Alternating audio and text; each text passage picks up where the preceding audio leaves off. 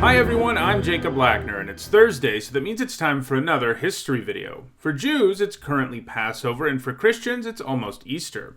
Around this time of year, it's hard for me not to think about the birth of Christianity, and for obvious reasons. Some key events in the history of Christianity occurred right around this time. So today, I wanted to answer a question that I've heard a lot, and that is, why didn't most Jews in the 1st century CE believe Jesus was the Messiah?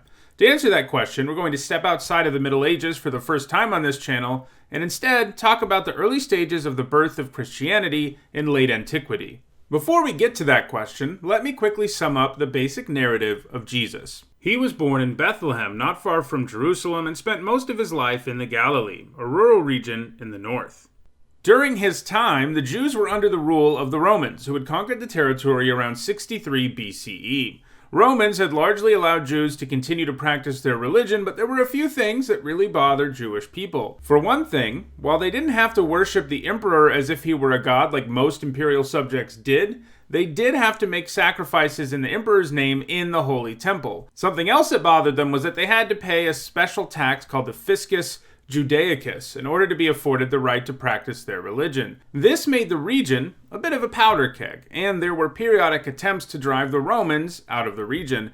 Meanwhile, under this pressure, Judaism was fractured into several different sects, with each of these groups disagreeing about what the focal point of Judaism was. For a group called the Sadducees, a group which was popular amongst the wealthy, the most important thing was the temple, and many of the Sadducees were in fact temple priests who made sacrifices in the temple to the God of Abraham. For the Pharisees, who were popular in most urban areas among the common people, the most important thing was Jewish law, especially oral law, not just written law.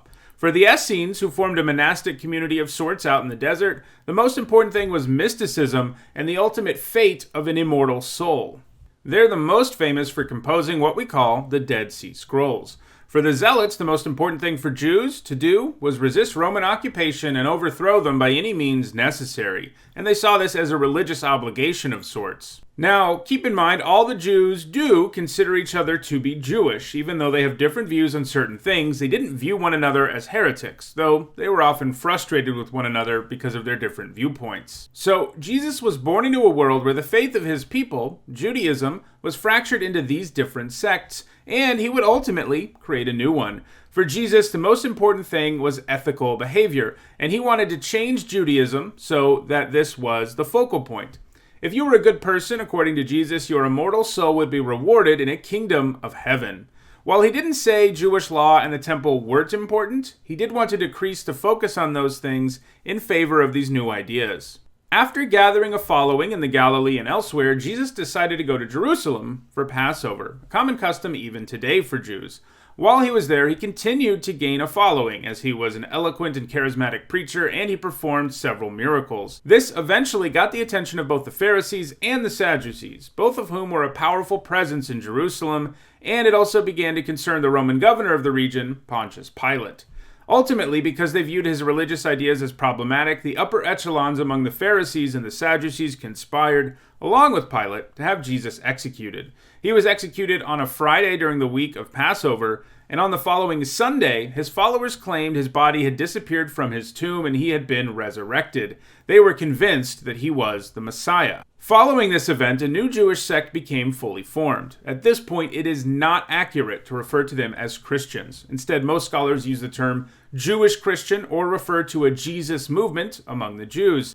At this point, those who believed Jesus was the Messiah still observed all Jewish customs, and they are not a completely separate entity. While we won't get to the point where these two religions ended up breaking apart completely in this video, that is something I'm going to discuss next week, so put a pin in that for later. Anyway, this brings us to the main topic at hand in this video and gets us to the point where we can start to answer the question, why didn't most 1st century CE Jews believe Jesus was the Messiah?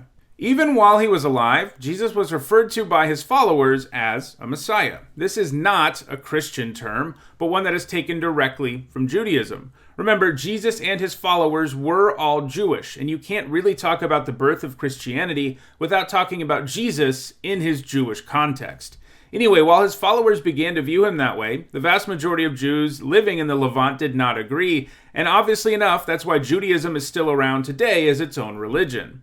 In fact, in general, it seems that missionary work among the Jews proved quite difficult. So what exactly was a Messiah to most Jews in the first century? To begin to answer that, we have to turn to the Hebrew Bible, which Christians call the Old Testament. You can find the word Mashiach and various words that are derived from the same root throughout the Hebrew Bible. It always appears when a king is coronated. For example, in 1 Samuel, Samuel anoints David with oil, and the word anointed is used to describe this coronation. And it appears when other kings are crowned too. So the literal meaning of Mashiach is best translated as anointed one.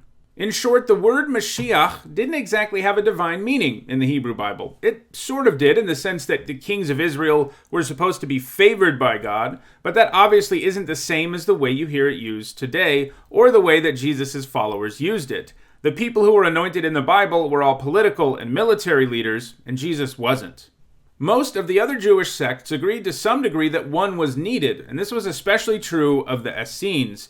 However, the kind of Messiah other Jews were expecting at the time was not a divine being that came to rescue everyone spiritually. Instead, what people were hoping for was the rise of a new king of Israel, one who would allow them to push the Romans out and reclaim the territory as their own, as it once had been. In fact, the use of the term Messiah, or Mashiach, to refer to Jesus is part of what got him in trouble with the Romans in the first place.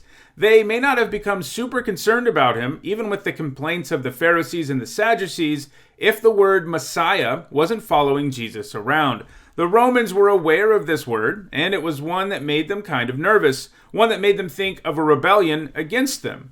All four Gospels note that Pilate referred to Jesus as Jesus of Nazareth, King of the Jews. This is why when you often see artwork depicting the crucifixion, you see the letters INRI above Jesus. This stands for the Latin version of that title, Jesus Nazareti Rex Judaeorum. So the Romans thought of a Messiah as a threat to their rule in the region, not for some spiritual reason, but because they thought Jesus would foment a rebellion, as that was their understanding of the term, because that's the way other Jews used it. So Jews wanted a Messiah for sure, but they thought he would arrive on the scene as a charismatic leader with military and political power who would help the Jews reclaim the land they saw as rightfully theirs. The Messiah was supposed to be a savior for sure, but he was supposed to help you out here on earth in a very concrete way. So it makes sense that most Jews in the 1st century CE just couldn't view Jesus as a Messiah, because for them, a Messiah wouldn't have been executed by the Romans before he freed the Jews from their rule.